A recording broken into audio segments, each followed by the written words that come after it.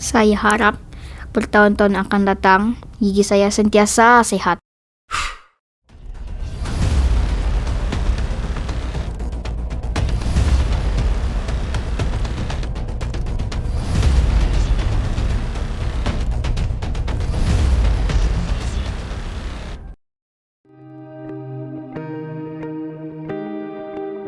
Cek gigi dalam masa setahun ni bagus.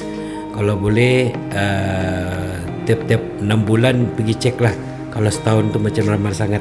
Sangat-sangat suka dengan program ini karena ianya untuk menjaga kesehatan kita bersama. Amatlah bagus dan saya menggalakkan kepada orang di luar sana yang mengalami masalah gigi untuk datang dan menyertai kempen ini. Lawatan pergigian sekurang-kurangnya setahun sekali. Apa pula pendapat anda? Tahukah anda, pemeriksaan gigi dan mulut secara berkala adalah sangat penting sekurang-kurangnya setahun sekali.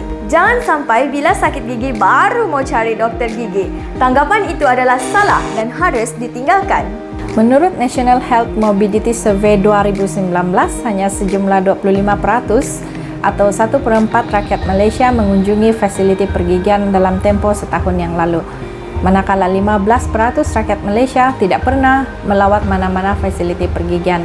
Berbanding dengan negara maju lain, pola penggunaan perkhidmatan pergigian di Malaysia adalah lebih rendah. Misalnya Singapura, pada tahun 2003, hampir separuh iaitu 46% penduduk mereka mengunjungi klinik pergigian setiap tahun. Punca utama yang menyumbang kepada masalah ini adalah persepsi bahawa mereka tidak mempunyai masalah pergigian. Sebab lain seperti perasaan takut, berfikiran bahawa masalah pergigian yang dihadapi akan selesai dengan sendirinya dan kerana terlalu sibuk. Pada masa kini, negara sedang dilanda wabak COVID-19 dan impak wabak ini terhadap kedatangan pesakit ke klinik pergigian kerajaan pada tahun 2020 adalah sangat besar.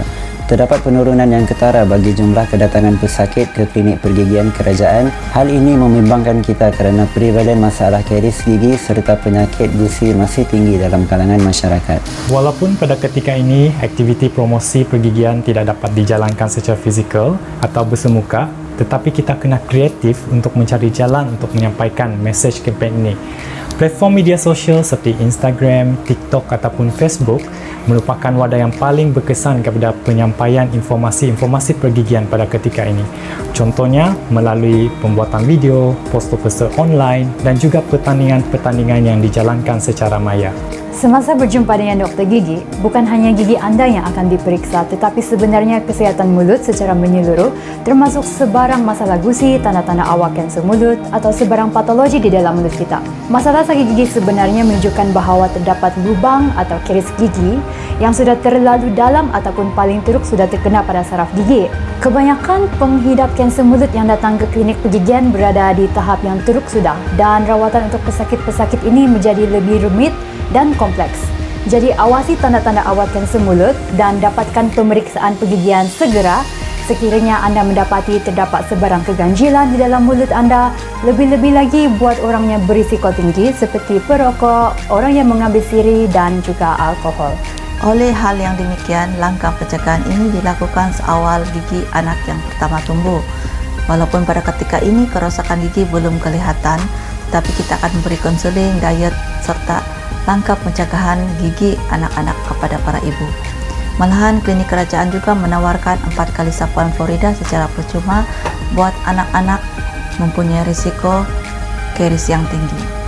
Apabila mereka meningkat dewasa, mereka akan lebih berani untuk melakukan pemeriksaan gigi secara berkala kerana sudah dibiasakan sejak kecil lagi.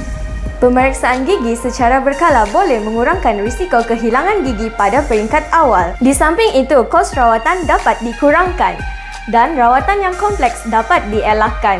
Oleh itu, diharapkan kempen ini dapat memberikan kesedaran kepada masyarakat tentang pemeriksaan secara berkala sekurang-kurangnya setahun sekali.